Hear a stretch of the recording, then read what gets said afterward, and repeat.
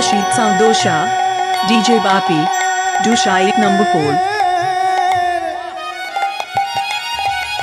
ব্রজের পথে চলবো আর আমি হরি বলবো রাধা মদন মোহন হে আমি হরি বলবো রাধা মদন মগনের আমি করি বল আর বৃন্দাবনের রাখাল মেলা সঙ্গীতে বিনোদ খেলা বৃন্দাবনের রাখাল মেলা সঙ্গীতে বিনোদ খেলা কবে তাদের চরণ ধুলা কবে তাদের চরণ ধুলা আর কবে তাদের চরণ ধুলা মাখবো কবে তবে তাদের চরণ ধুলা মাখবো আমি হরি বলবো রাধা মদন মোহন হে আমি হরি বলবো রাধা মদন মোহন হে আমি করি বলবো আমি হরি বলবো আমি হরি বলবো আমি হরি বলবো আমি হরি বলবো আমি করি বাবা নরোত্তম মা বাবাকে ত্যাগ করে বিহার চলে গেছিল। এবার বিহারের জঙ্গলে এক ব্রাহ্মণ তার জ্ঞান ফিরিয়ে দিয়ে দুধ খাইয়ে দিয়ে আবার দ্বিতীয়বার হাঁটা শুরু করলো। মাঝখানে অনেকগুলো মাস কাটার পরে উত্তর প্রদেশে চলে গেল। এবার উত্তর প্রদেশে গিয়ে একটা গাছের তলা দেখতে পেয়ে, ছায়া দেখতে পেয়ে, ভালো পরিবেশ দেখতে পেয়ে নরোত্তম একটু বিশ্রাম নেবার জন্য গাছের তলাতে একটু শুয়েছে। আর যেই গাছের তলায় শুতে গেল অঘরে ঘুমিয়ে পড়ল। আর কিছুক্ষণের মধ্যে নরোত্তম একটা স্বপ্ন দেখলেন। দুজন পরম বৈষ্ণব নরোত্তমকে দেখা দিলেন। তারা ঠকঠকে বৃদ্ধ, একখণ্ড সাদা কাপড় তাদের হাঁটুর উপরে তোলা রয়েছে। নরোত্তম প্রশ্ন করল, কে আপনারা? আমার চোখের সামনে দাঁড়িয়ে রয়েছেন, আপনাদের কি নাম? নরোত্তম, তুমি আমাদেরকে চিনতে পারবে না। আমরা কে জানো? এই যে আমাকে দেখছো, আমি হলাম বড় ভাই, আমার নাম রূপ গোস্বামী পাদ। আর এই যে তুমি পাশে দেখতে পাচ্ছ, এ হলো আমার মেজু ভাই, এর নাম সনাতন গোস্বামী। আমরা না নরোত্তম দুই ভাই পৃথিবীতে নেই, আমরা নিত্যলীলায় চলে এসেছি। বৃন্দাবনে গেলে তুমি আমাদের দুই ভাইয়ের সমাধি দেখতে পাবে।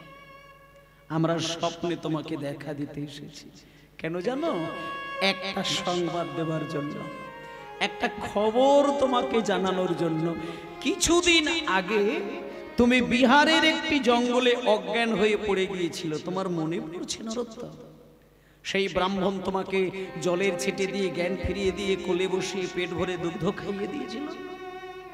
শোনো, যে ব্রাহ্মণ তোমাকে কোলে করে দুগ্ধ খাইয়েছিল সেই ব্রাহ্মণ কোনো সাধারণ ব্রাহ্মণ নয়।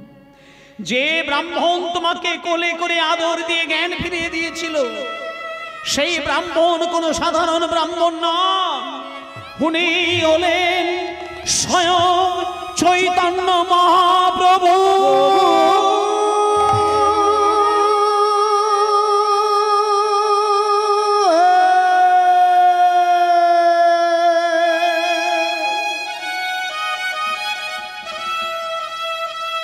মায়েরা, হঠাৎ নরোত্তমের ঘুম ভেঙে গেল। ঘুম ভেঙে গিয়ে দেখলো যে দুজন বৈষ্ণব এতক্ষণ দাঁড়িয়েছিলেন তারা নেই, উধাও। তাদের পদ ছিন্ন ধুলোর মধ্যে পড়ে রয়েছে। ওই ধুলোর মধ্যেই গড়াগড়ি দিতে দিতে নরোত্তম কেঁদে উঠল, ঠাকুর তুমি আমার সামনে দেখা দিলে,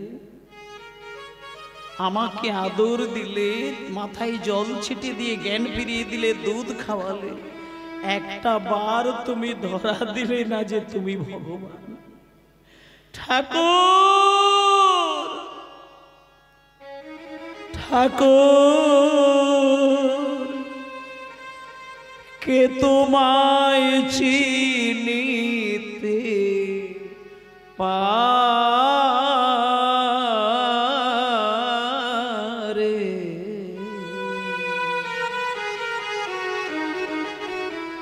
তুমি না চিনালে পরে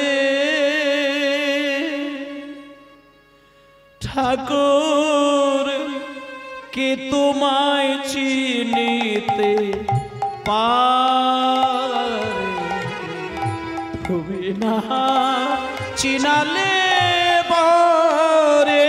হরি হরি ঠাকুর কে তোমায় চিনিতে পারে, তুমি না চেলালে পরে।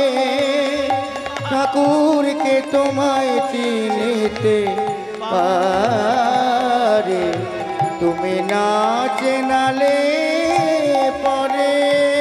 আমার অন্তরে আর বাহিরে বিরাজিছ তুমি, আমার অন্তরে বাহিরে বিরাজিছ তুমি।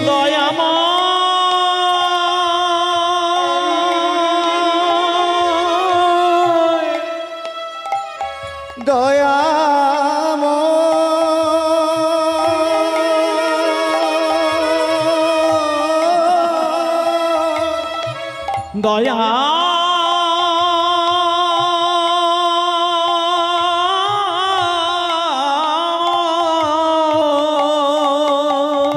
আমার অন্তরে বাহিরে বিরাজিছ তুমি।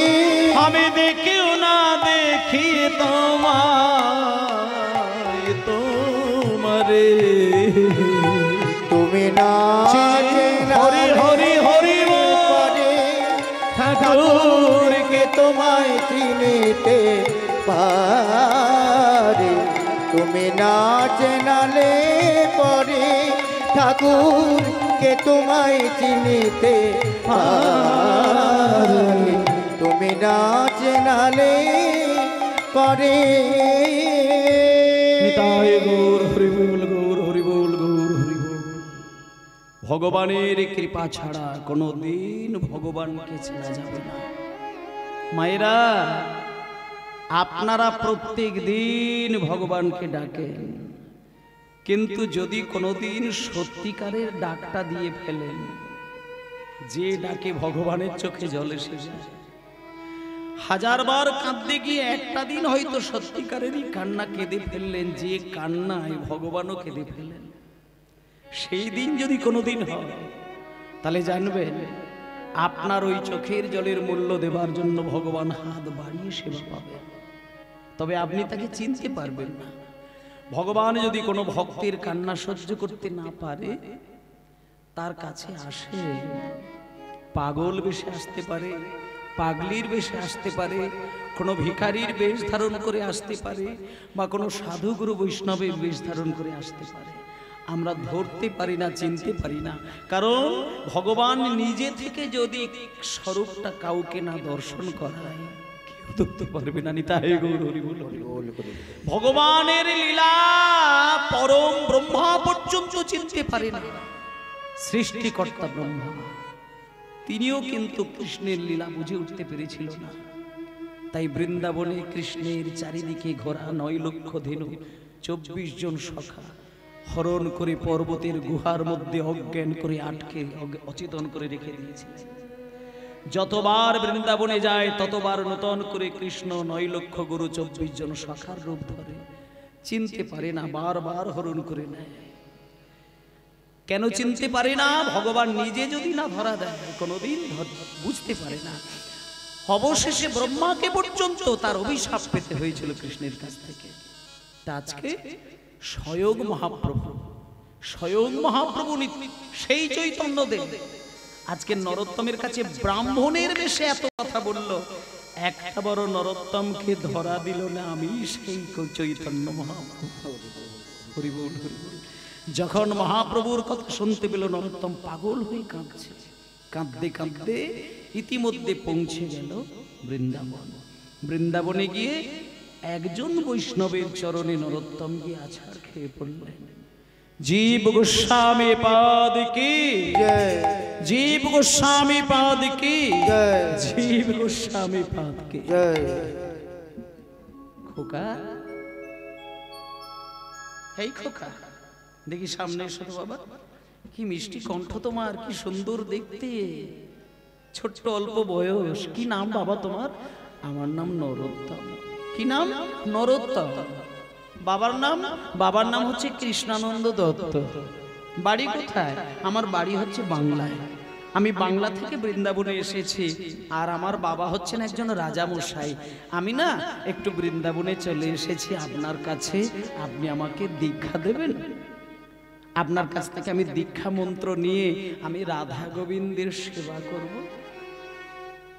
শোনো নরোত্তম, তুমি রাজার ছেলে এসেছো বৃন্দাবনে, মানে তো খুব আনন্দের বিষয়। ঠিক আছে, আমি তোমাকে দীক্ষা দেব।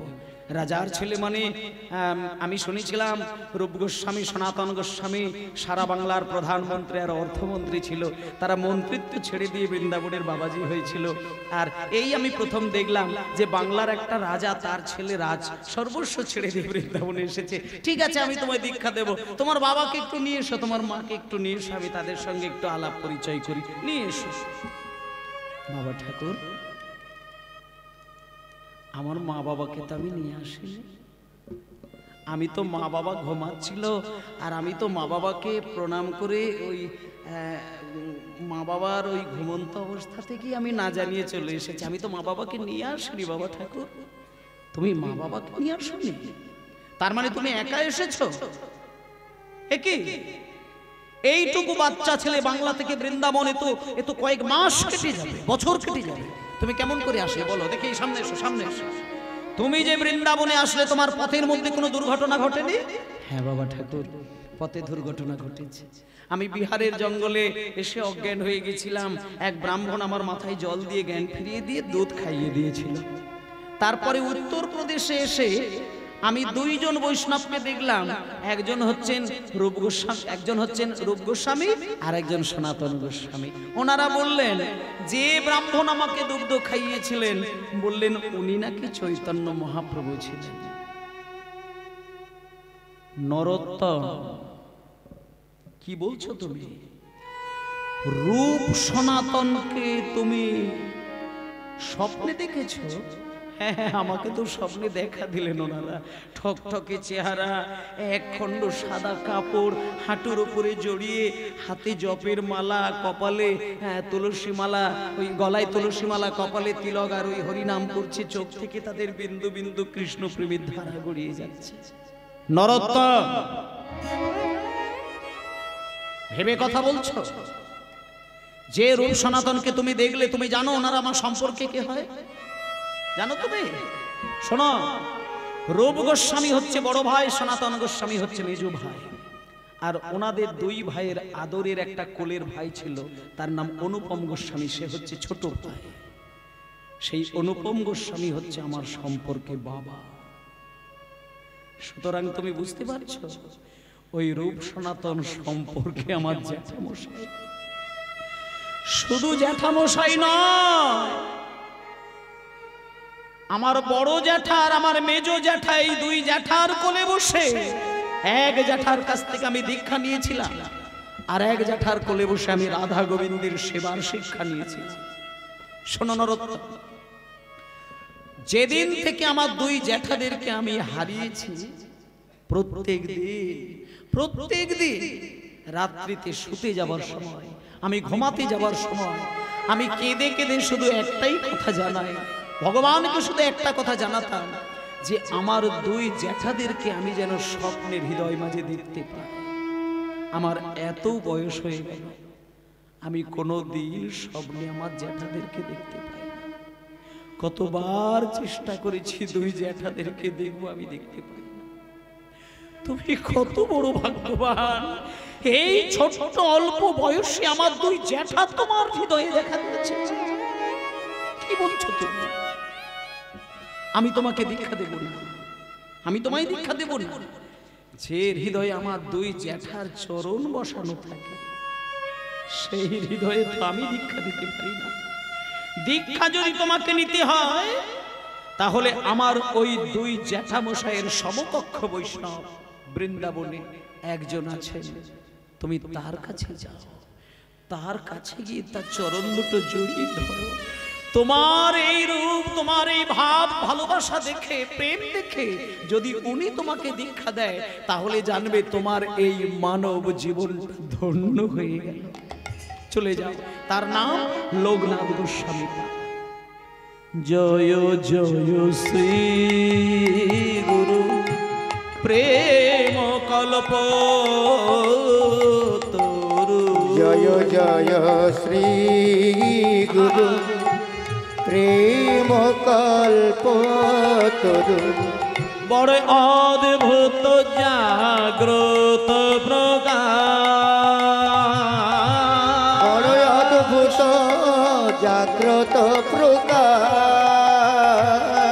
বড় অদ্ভুত জাগ্রত প্রকাশ, বড় অদ্ভুত জাগ্রত প্রকাশ প্রকাশ, বড় অদ্ভুত জাগ্রত প্রকাশ।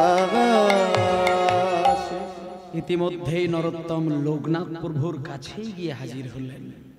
যে লোকনাথ প্রভুর বয়সী আর বৃন্দাবনে কেউ নেই, সবাই জগৎ ছেড়ে চলে গেছেন, শুধু উনি মাত্র বেঁচে আছেন এখনো। অনেক বয়স, ঠকঠকে চেহারা, বয়স হয়ে গেছে, চোখে ভালো করে দেখতে পায় না, কানে ভালো করে শুনতে পায় না। ওনার কাছে গিয়ে নরোত্তম হাজির হলেন। লোকনাথ গোস্বামী পাদ কি, লোকনাথ গোস্বামী পাদ কি, লোকনাথ গোস্বামী পাদ কি। কে কে কে আমার জয়ধ্বনি দেয়? কে আমার জয়ধ্বনি দিচ্ছিস রে? এই কে ভেতরে আয়। বাবা ঠাকুর, কে তুই? আমার নাম নরোত্তম। নরোত্তম? বাবার নাম কি? আমার বাবার নাম হচ্ছে ওই কৃষ্ণানন্দ দত্ত। কৃষ্ণানন্দ দত্ত। বাড়ি কোথায়? আমি বাংলা থেকে এসেছি গোস্বামী পাদ। আচ্ছা, তা বাংলা থেকে এসেছিস, তোর বাবা কি করে? আমার বাবা একজন রাজা মশাই। আচ্ছা, তার মানে তুমি রাজার ছেলে। বলো এখানে কি জন্য এসেছো বলো।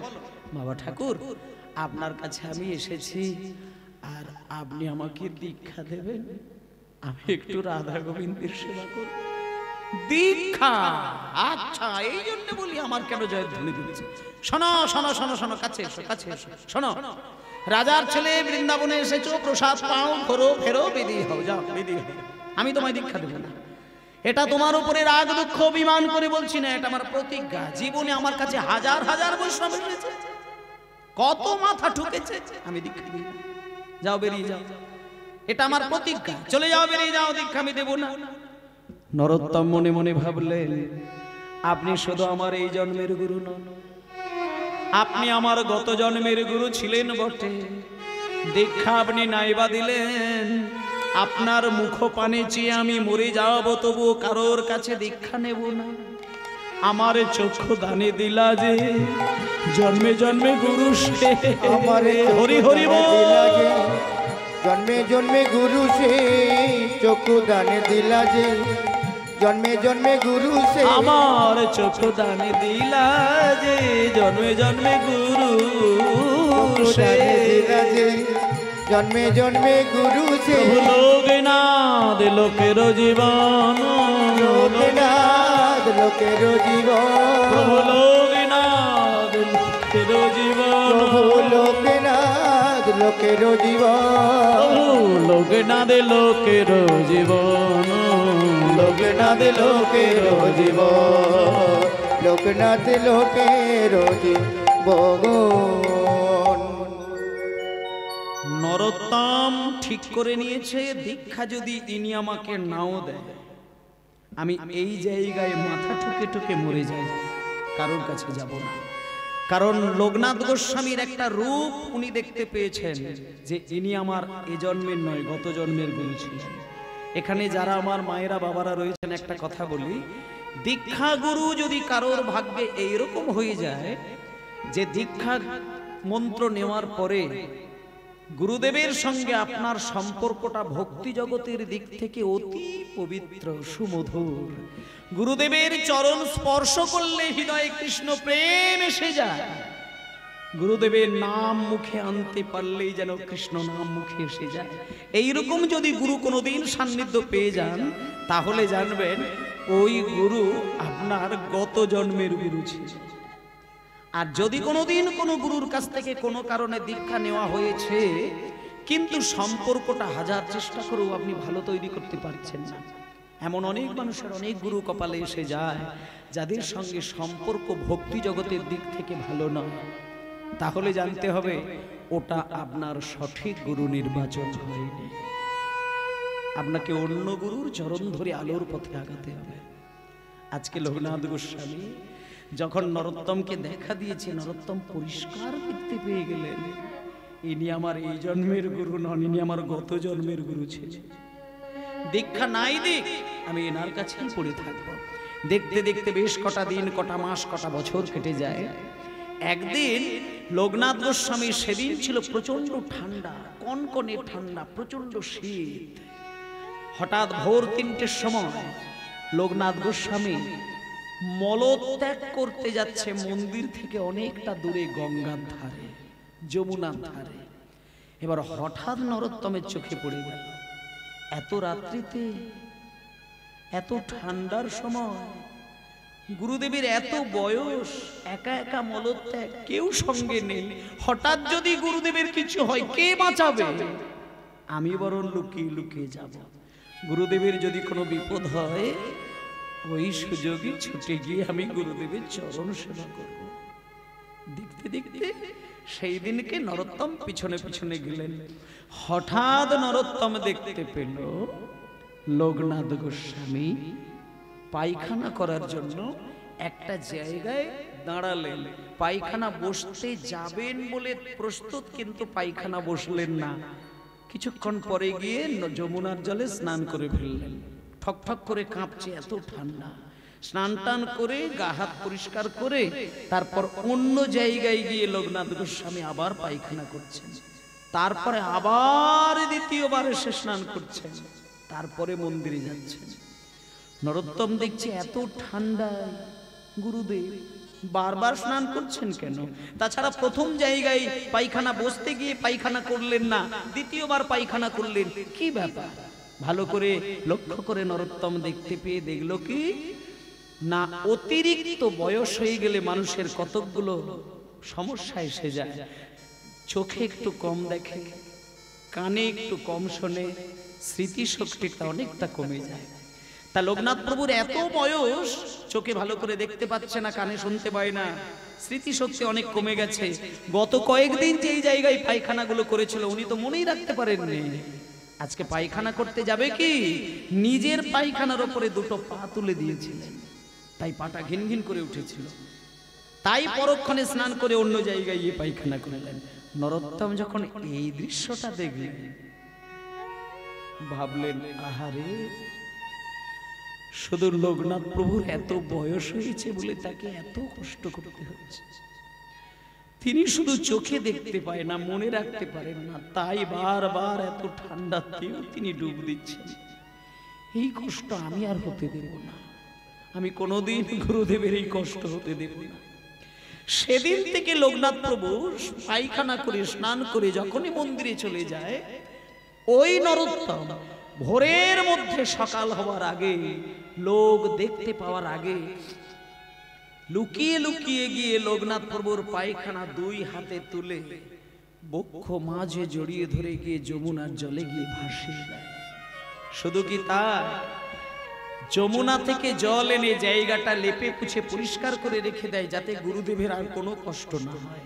আসলে বাবা, এখানে যেহেতু পায়খানার প্রসঙ্গটা এলো, একটা কথা বলি, সাধারণ মানুষের পায়খানাকে পায়খানা বললেও পরম বৈষ্ণব যিনি হবেন তেনার পায়খানাকে কিন্তু পায়খানা বলেন না।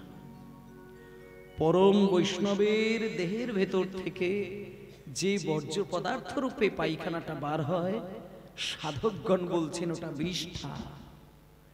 আর পরম বৈষ্ণবকে চিনবেন কি করে?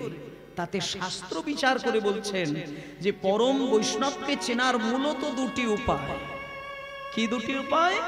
এক নম্বর হচ্ছে যে মানুষটা জন্ম থেকে মৃত্যু পর্যন্ত, জন্মক্ষণ থেকে মৃত্যুক্ষণ পর্যন্ত রাধা মাধবের প্রসাদ ছাড়া কোনো কিছুই জিহ্বায় স্পর্শ করে না, আর যে মানুষটি জন্ম থেকে মৃত্যু পর্যন্ত রাধা মাধবের নাম প্রেম ধ্যানের মধ্যে সদাই ডুবিয়ে রাখেন, এই মানুষের ভেতর থেকে যে পায়খানা বার হয়, শাস্ত্র বলছে বিষ্ঠা, ওটা পায়খানা নয়।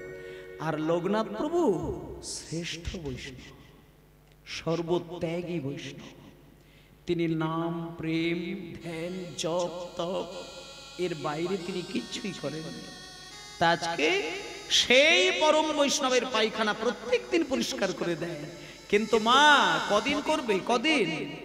লোকনাথ প্রভু দেখতে দেখতে যখন একটা বছর কেটে গেল, লোকনাথ প্রভুর মাথায় একটা চৈতন্য হলো, আচ্ছা আমি তো আগে আগে আমার পায়খানার উপরে পা তুলে দিতাম, এই কয়েকটা মাস আমার পায়খানাটা চোখে দেখতে পাচ্ছি না কেন? তবে কি কেউ লুকিয়ে লুকিয়ে আমার সেবা করে চলেছে? আমি খেয়াল করে দেখব। নাকি বৃন্দাবনের শিগাল কুকুর পায়খানা খেয়ে নিচ্ছে? লোকনাথ প্রভু ভাবলেন বৃন্দাবনের শিগাল কুকুর যদি পায়খানা ভক্ষণ করবে, তারা তো জল দিয়ে লেপে পুছিয়ে রাখতে পারবে না, নিশ্চয়ই আমার অজান্তে লুকিয়ে লুকিয়ে কেউ আমার সেবা করে চলেছে। ওরে কে আমার এই চরম সেবা করছেন, আমি যে তার কাছে ঋণী হয়ে যাচ্ছি। চিৎকার করে সকালবেলা কাঁদে লোকনাথ প্রভু, চিৎকার করে কাঁদে, কে সেবা করছিস, কে সেবা করছিস? নরোত্তম চুপ করে থাকেন, কিচ্ছু বলে না। একদিন লোকনাথ প্রভু ভাবলেন আমি আজকে পায়খানা করে স্নান করে মন্দিরে যাব না, গাছের আড়াল থেকে দেখব কে আমার পায়খানা পরিষ্কার করে। মায়েদেরকে একটা কথা বলি, গুরুদেব যদি কাউকে দীক্ষা দেয়, শিষ্যের হৃদয়ে যদি ভক্তি নাও থাকে, গুরু যদি মন্ত্র দান করেন, গুরুর হৃদয়ের ভক্তিটা মন্ত্রের মাধ্যম দিয়ে শিষ্যের হৃদয়ে চলে যায়। আর শিষ্য যদি কোনোদিন গুরুকে সেবা করে, সেই সেবা যদি গুরুদেব গ্রহণ করে নেয়, পরের জন্মে তার কাছে ঋণী হয়ে যায়। এই জন্য তিনি কাউকে দীক্ষা দেননি। কিন্তু আজকে লুকিয়ে লুকিয়ে যখন দেখতে গেলেন কে পায়খানা পরিষ্কার করে, কে পায়খানা পরিষ্কার করে, হঠাৎ দেখতে পেল দূর থেকে সেই ছোট্ট ছেলেটা নরোত্তম এসে পায়খানার কাছে বসে হাতটা বাড়াতে যাবে। আর কি লোকনাথ প্রভু নিজেকে ধরে রাখতে পারে? আর কি নিজেকে স্থির রাখতে পারে? সঙ্গে সঙ্গে লোকনাথ প্রভু ছুটে গিয়ে ওরে নরোত্তম রে, ওরে নরোত্তম রে,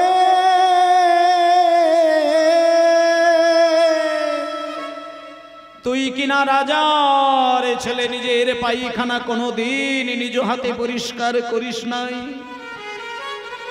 আজকে তুই আমার পায়খানা পরিষ্কার করে তোর কিছু হোক বা না হোক আমার যে বড় জীবনের ক্ষতি করে দিলি, তুই যে আমায় জন্মে জন্মে ঋণী করে দিলি।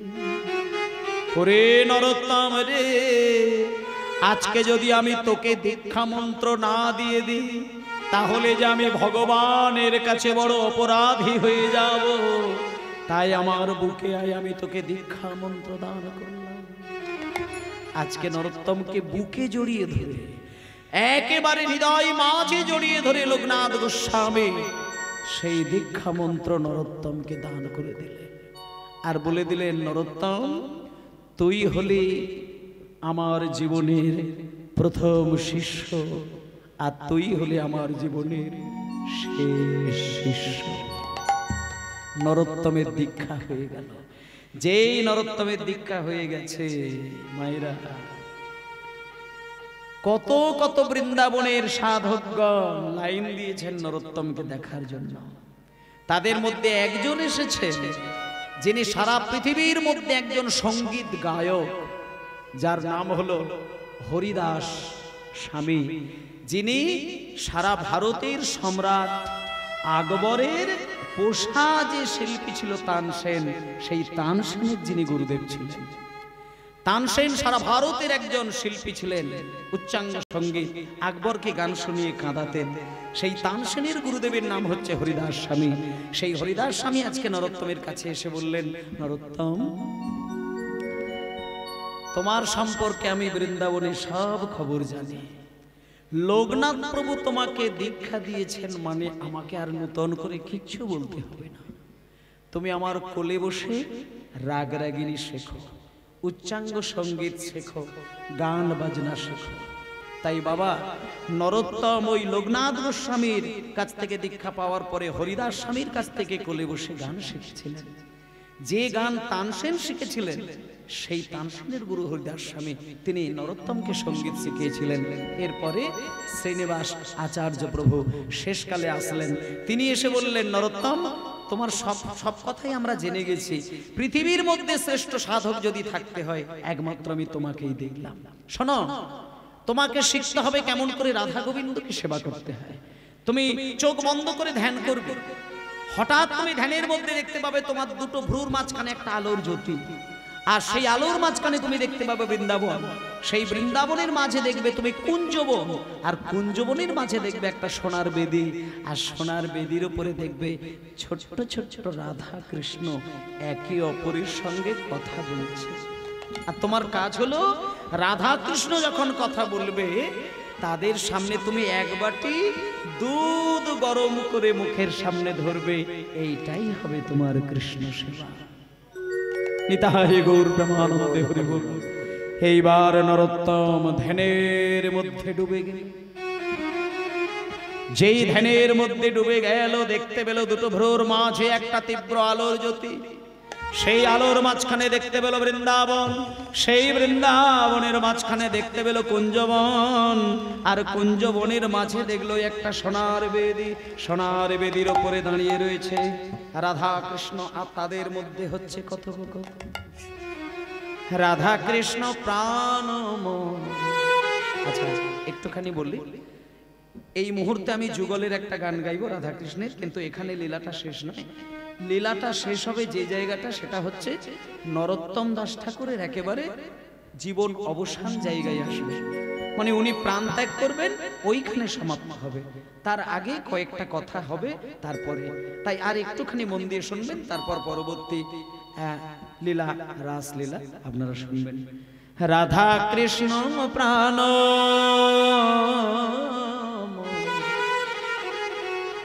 যুগল কিশোর, রাধা কৃষ্ণ হরি হরি হরি রমন, যুগল কিশোর, রাধা কৃষ্ণের প্রাণ, যুগল কিশোর। আমার জীবনে মরণে গতি আর নাহি মো,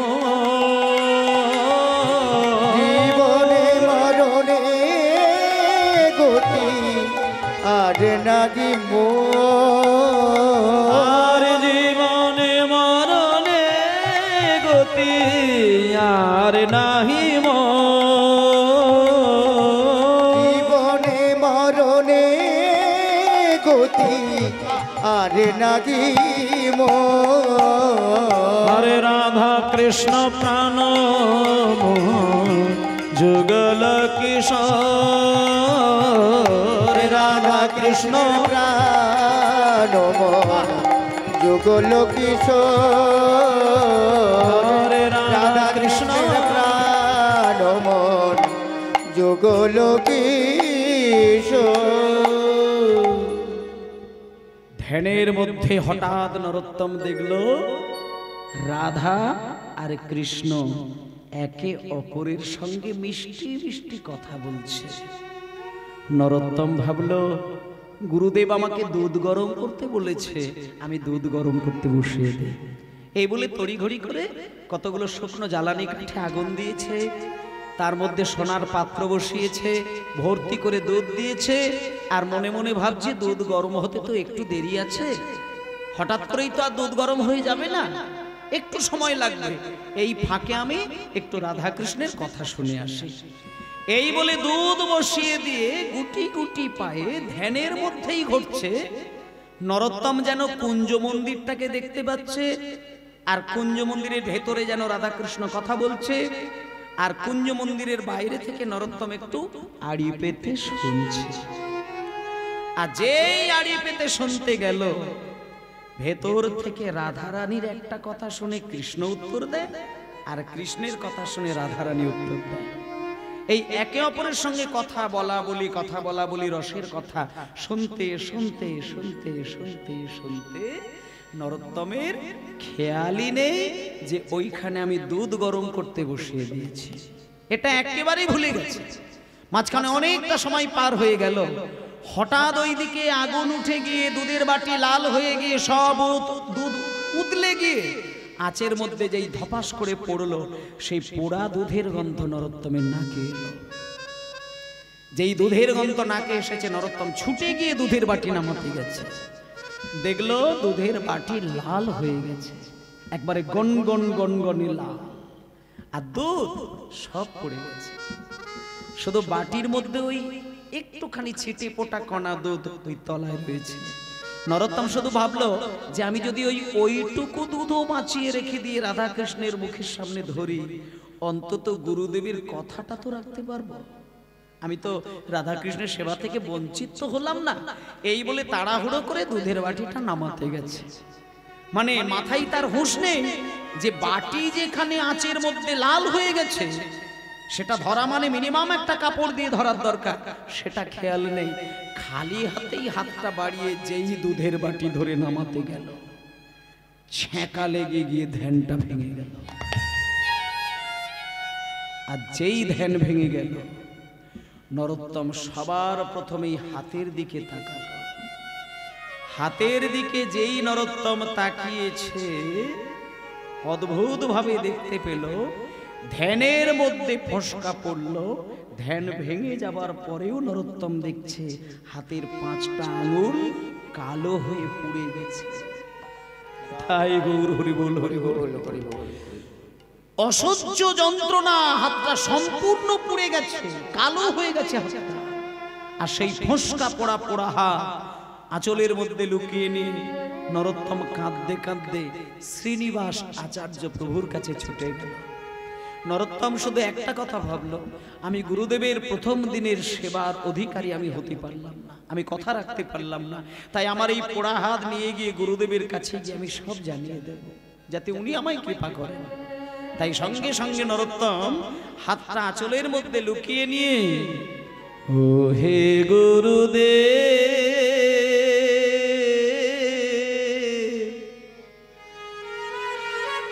এ আমি কি করি না,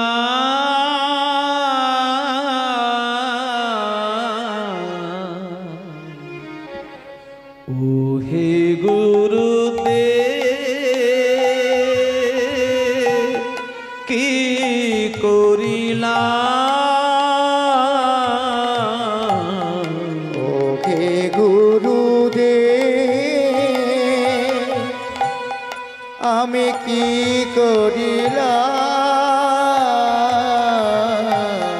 ও হে গুরুদেব, কি করিলাম, ও হে গুরুদেব,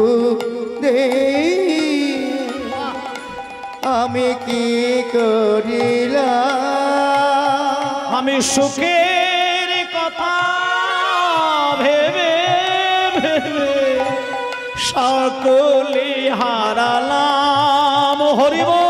আমি সুখের কথা ভেবে ভেবে সকলি হারালাম,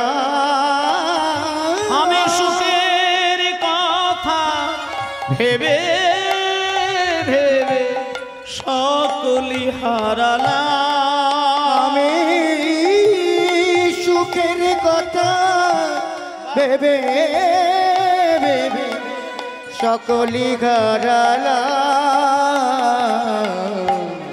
ওহে গুরুদেব আমি কি করিলাম,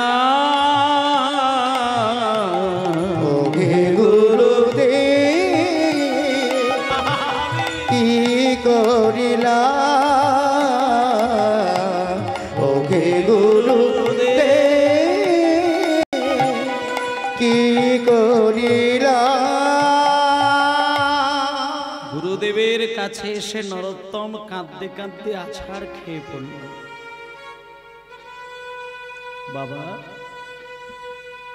গুরুদেবের কাছে এসে আছাড় খেয়ে যখনই মুখ দিয়ে বাক্য বলতে যাবে, গুরুদেব ছুটে এসে হাতটা দিয়ে মুখটা চেপে ধরল। নরোত্তম, কিচ্ছু বলতে হবে না, তোকে কিচ্ছুই বলতে হবে না, আমি সব জানি, সব জানি রে বাবা, সব জানি। শোন শোন শোন শোন নরোত্তম, শোন, আমার কাছে এই পর্যন্ত কত হাজার বৈষ্ণব এসেছে, কত হাজার ভক্ত এসেছে, সকলকে শুধু আমি বলি ধ্যান করো, ধ্যান করো, ধ্যান করো, ধ্যান করো, কেউ পারে না। কালকে যখন আমি তোকে বলে আসলাম তুই ধ্যানের মধ্য দিয়ে রাধা গোবিন্দের সেবা কর, তুই ধ্যানে ডুব দিলি, আমি সঙ্গে সঙ্গে ছুটে এসে আমার মন্দিরে বসে আমি ধ্যান করছিলাম। সেই ধ্যানের মধ্যে আমি তোকে দেখছি, তুই ধ্যানের মধ্যে যা করেছিস আমি ধ্যানের মধ্যে আমি সব দেখতে পেয়েছি। প্রথম প্রথম দিনে না হয় তুই সামান্য একটি ভুল করেছিস, কিন্তু সারা জীবনে তো এই ভুল আর দ্বিতীয়বার করবি না। আমি তোকে একটা কথা বললাম, তোর মতন এত বড় বৈষ্ণব বৃন্দাবনে এর আগে কেউ কোনো দিন আসে না। আমি তোকে মাথায় হাত দিয়ে আশীর্বাদ করলাম, আজ থেকে তোর নাম করে দিলাম, তুই হলি সারা বৈষ্ণব সমাজের একজন বিশিষ্ট বৈষ্ণব আচার্য। তোর নাম হবে ঠাকুর নরোত্তম দাস। তুই বৃন্দাবন ছেড়ে চলে যা, তোর আর বৃন্দাবনে থেকে লাভ নেই, তুই বাংলায় চলে যা। বাংলায় গিয়ে বাঙালিদের ঘরে ঘরে গিয়ে যে প্রেম তুই আজকে হৃদয়ে ধারণ করেছিস, তুই তোর সংকীর্তনের মাধ্যম দিয়ে প্রেম প্রচার কর। তাই বাবা, সেই নরোত্তম দাস ঠাকুর উনি কিন্তু জীবনের শেষের দিকে অনেকগুলো বছর কাটানোর পরে উনি কিন্তু বৃন্দাবন ছেড়ে আবার আমাদের এই বাংলায় চলে এসেছিলেন। এবং যখন উনি বাংলায় পুনরায় ফেরত আসলেন, যখন ওই রাজশাহী জেলার রাজার বাড়িতে বাবার বাড়িতে ঢুকতে গেলেন রাজবাড়িতে, তখন সেইখানে গিয়ে খবর পেলেন যে বাবা মা আর বেঁচে নেই, দুজনেই পরলোক গমন করেছেন। তখন ওই রাজবাড়ির যিনি রাজা ছিলেন তিনি হচ্ছেন নরোত্তমেরই একটি খুড়তুতো ভাই, তার নাম হলো সঞ্জয়। সঞ্জয় নামে একজন রাজা হয়েছিলেন ওই রাজবাড়িতে। নরোত্তম প্রবেশ করছে আর সঞ্জয় বাইরে বেরিয়ে আসছেন। সঞ্জয় বেরিয়ে এসে আছাড় খেয়ে দাদার চরণ ধরে বললেন, দাদা এসো, তোমার রাজত্ব তুমিই সামলাও। নরোত্তম ভাইকে টেনে নিয়ে মুখে জড়িয়ে ধরে বলছে, ভাই রে, আচ্ছা তুই কি ভাবলি যে বৃন্দাবন থেকে এতগুলো বছর কাটানোর পরে আমি রাজবাড়িতে আসলাম রাজা হওয়ার জন্য? ভাই রে, রাজা যদি আমি হতে চাইতাম তোর জন্মের অনেক আগেই আমি রাজা হয়ে যেতাম। আমি রাজা হব না, তুই রাজা হয়েছিস, তুই আমার ভাই। যেহেতু তুই এই রাজবাড়ির রাজা, তাই আমি দাদা হয়ে তোর কাছ থেকে কিছু টাকা চাইব, তুই না করবি না, আমাকে কিছু টাকা দে। এই বলে সেই নরোত্তম দাস সঞ্জয়ের কাছ থেকে বেশ কিছু টাকা নিয়ে ওই খেতুরি গ্রামে বিরাট বড় একটা কীর্তন সম্মেলন করেছিলেন। এবং যে কীর্তন সম্মেলনে তিনি নিজে কীর্তনিয়ার আসনে দাঁড়িয়ে এইভাবে সম্প্রদায় সহযোগে তিনি কীর্তন গেয়েছিলেন। সারা ভারতবর্ষের বৈষ্ণব সমাজ নিমন্ত্রিত ছিল এবং তিনি কীর্তন গাইতে গাইতে তিনি সেই দিন একটা বিধান করে দিয়েছিলেন, আজ থেকে বাংলার মাটিতে যেখানেই কীর্তন গান হবে, যে কোনো পালা বা যে কোনো লীলা পরিবেশনের আগে তাকে গৌর চন্দ্রিকা গাইতে হবে। নিতাই গৌর প্রেমানন্দে হরি বল। এই যে গৌর চন্দ্রিকা গাইবার যে একটা বিশেষ নিয়ম, এটা একমাত্র নরোত্তম দাস প্রচার করলেন, তার আগে ছিল না। এবার সেই নরোত্তম দাস ঠাকুর সারা বাংলা ছুটে ছুটে গিয়ে তিনি কিন্তু হরিনাম বিতরণ করেছিলেন এবং বেশ কিছু মানুষকে তিনি দীক্ষাও দিয়েছিলেন।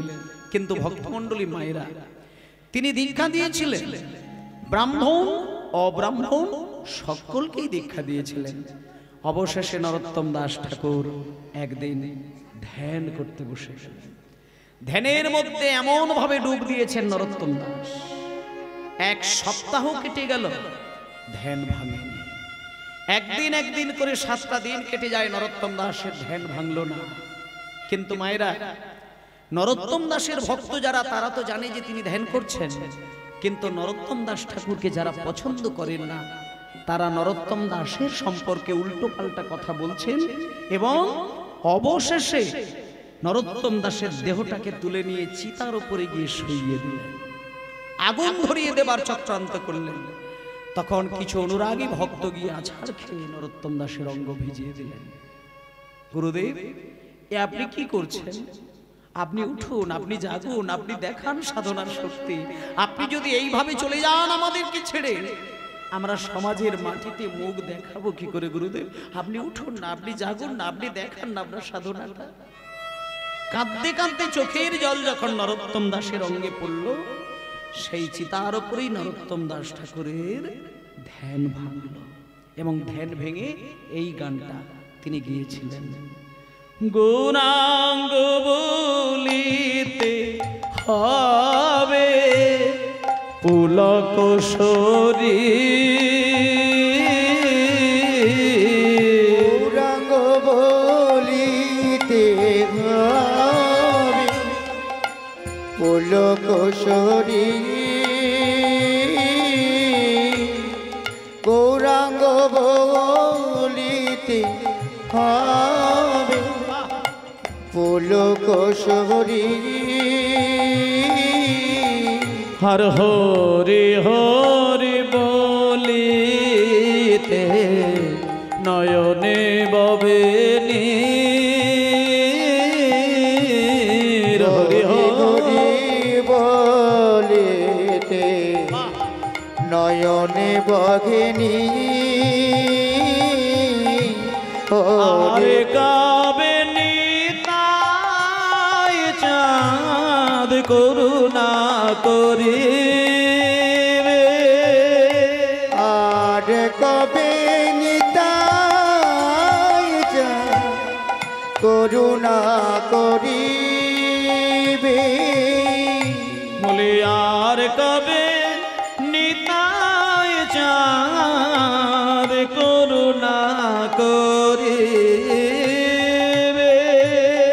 আর কবে নিতাই চাঁদ করুণা করিবে, সংসার বাসনা মোর কবে তুচ্ছ হবে, সংসার বাসনা মোর কবে তুচ্ছ হবে, বিষয় ছাড়িয়া কবে শুদ্ধ হবে মন,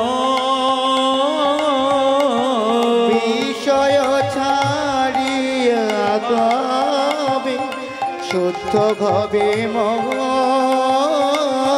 আরে কবে হামহেরি বসে মধুর বৃন্দাবন, কবে ঘাম ঘেরি বসে মধুর বৃন্দাবন, কবে ঘাম ঘেরি বসে মধুর বৃন্দাবন। নিতাই গৌর প্রেমানন্দে হরি বল হরি বল হরি বল। নরোত্তম দাস ঠাকুর এই গানটা জীবনের শেষের দিকে গাইলেন। তাই জন্য মায়েদেরকে বললাম যে এই গানটা নরোত্তম দাস ঠাকুরের জীবনের সর্বসাধনার শেষ ফসল। এই গান গাইতে গাইতে তিনি বিদায় নিয়েছিলেন। কবে আমার গৌরাঙ্গ বলিতে হবে পুলক শরীর, হরি হরি বলতে গেলে দুই নয়ন থেকে কবে আমার বইবে নীর, আর কবে নিতাই চাঁদ আমাকে একটুখানি করুণা করবে, সংসার বাসনা মোর কবে তুচ্ছ হবে, বিষয় ছাড়িয়া কবে শুদ্ধ হবে মন, কবে হাম হেরিব সেই মধুর বৃন্দাবন। নিত্যানন্দ যদি কাউকে কৃপা করে, গৌর সুন্দর যদি কাউকে কৃপা করে, বৃন্দাবনে গিয়ে বৃন্দাবনের ভাব নিতে হয় না, এই সংসারের মধ্যে থেকেই সে বৃন্দাবন দর্শন করতে পারবে। আজকে দেখতে দেখতে নরোত্তম দাস ঠাকুর আরো গোটা দিন তিনি বেঁচে ছিলেন। একদিন বেশ কিছু বৈষ্ণবের ভক্তের কাছে বসে বসে বলেছিলেন, ওগো আমি হয়তো আর বেশি দিন থাকবো না, যেদিন আমি চলে যাব আমার এই দেহটা তোমরা শুধু পদ্মা নদীর জলে আমায় ভাসিয়ে দিও। বলতে বলতেই মায়েরা নরোত্তম দাস ঠাকুর সবার কোলে মাথা রেখে বিদায় নিলেন। ভক্তগণ চোখের জলে দেহটাকে নিয়ে পদ্মার জলে ভাসিয়ে দিয়েছিলেন। কিন্তু অদ্ভুতভাবে মা একটা জিনিস দেখা গেছিল, এত বড় দেহটা নদীর জলে যেই ছুঁয়েছে, নরোত্তম দাস ঠাকুরের দেহটা সাদা দুধ হয়ে জলের সঙ্গে বিলীন হয়ে গেল। নিতাই গৌর প্রেমানন্দে যাকে আমরা রক্ত মাংসের মানুষ বলে মনে করেছিলাম, আদেও তিনি রক্ত মাংসে গড়া মানুষ ছিলেন না। তিনি পরম ব্রহ্মেরই আর এক প্রতিমূর্তি, পদ্মা নদীর জলে দুধ হয়ে বিলীন হয়ে গেল। আজকে সেই বৈষ্ণব আচার্য ঠাকুর নরোত্তম দাসের কথা আজকে আমরা শুনলাম। সবাই মিলে বলুন, নরোত্তম দাস ঠাকুর কি, বৃন্দাবন ধাম কি, আপন আপন গুরুদেব কি, জয় জয় ভক্তবৃন্দ গৌরী যাহার প্রাণ, ভক্তবৃন্দ গৌরী যাহার প্রাণ, সবে মিলে করো মোরে প্রেম ভক্তি গান, সবে মিলে করো মোরে প্রেম ভক্তি দান। জয় দাও জয় দাও, জয় দাও জয় দাও, বদন ভরে বাহু তুলে জয় দাও জয় দাও, বদন ভরে বাহু তুলে জয় দাও জয় দাও, বদন ভরে বাহু তুলে জয় দাও জয় দাও, বদন ভরে বাহু তুলে জয় দাও জয় দাও। হরি বল হরি বল হরি বল হরি বল, নিতাই গৌর হরি বল, গরি বল গরি বল গরি বল, নিতাই গৌর গরি বল গরি বল, গরি বল গরি বল, নিতাই গৌর গরি বল, গরি বল গরি বল।